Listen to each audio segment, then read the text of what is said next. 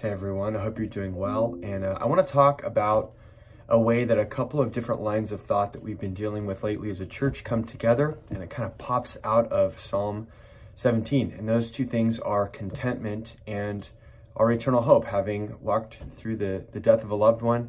And we've been talking about heaven, we've been talking about the resurrection to come, and the hope of being with Christ, being in the presence of God because Christ has redeemed us. Psalm 17 is a prayer where the psalmist is casting himself on God as he's oppressed by human enemies.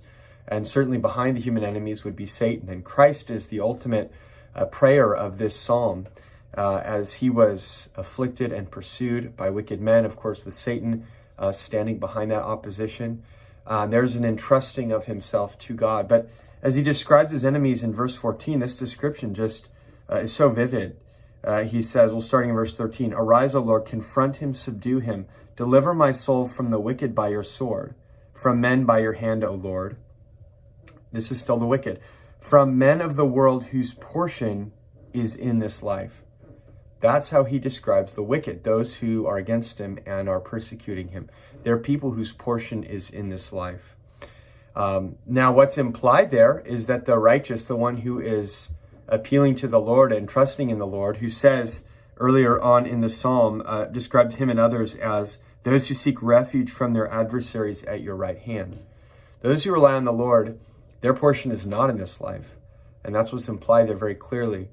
And we've been dealing with this issue of contentment in our equipping hour, and how so much of the time our hearts want to cling to goods and experiences and relationships and ways of living and ways of being in this life as they were ultimate. And the way that that's exposed, that we're thinking and feeling that way, is that when those things are threatened, we can so quickly slip into these patterns of grumbling and resentment against God, and etc. So I think it's just really helpful to have this description. This is not us, by God's grace, those of us who are trusting in the Lord, in Christ. We are identifying with this psalmist. Again, it's true first of Christ, but in union with Christ, it's true for us. And we're not those whose portion is in this life. The big contrast then is the next verse, which is the last verse of the psalm, verse 15. "As for me," which is a big but what about me? "I shall behold your face in righteousness. When I awake, I shall be satisfied with your likeness." And this is a description of what is called in theology the beatific vision, the vision of God that is the fullness of blessing that we hope for in the life to come. It is the most satisfying experience for any creature that God has made, especially one made in his image, to behold his face, which we'll most fully see in Jesus Christ. This is the hope that of course, Christ himself going to the cross and saying, "I'm going to be in union with you. I'm going to be with you in resurrection and in his ascension." He knows that's where he's headed. And these people who are persecuting him, all they're going to get, the best they're ever going to experience, is the best things they have in this life. They have only misery to look forward to in the life to come. And so will it be with us who are raised with Christ in the last day. A couple of big takeaways, I think, from that are two. In view of the future hope we have of seeing the face of God, number one, don't envy or resent the wicked for the good things they have in this life, because remember, it's all they are going to have.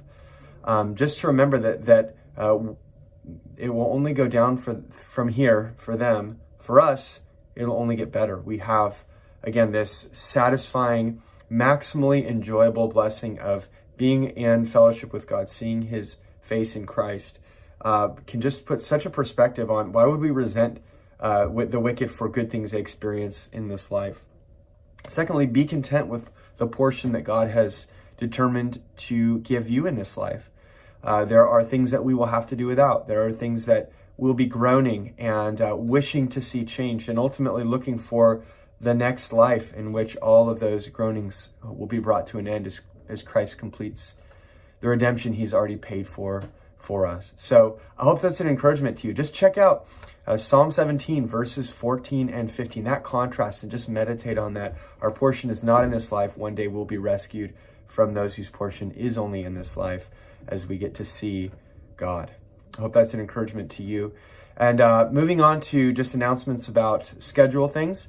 This Saturday, we have a Membership Matters class. So for anyone who is either knows they want to become a member or is just more interested in exploring membership, exploring more about our church, learning more about what we believe and what we do and why, that would be a great class for you. It's 8:30 to 2:30. There's a way that you can RSVP for that in the newsletter. We also have equipping hour at 9 a.m. on Sunday, corporate worship at 10:30 a.m., and then we have community groups in various homes at 5 p.m. So check out info on all that and more things going on midweek in the life of our church in the newsletter.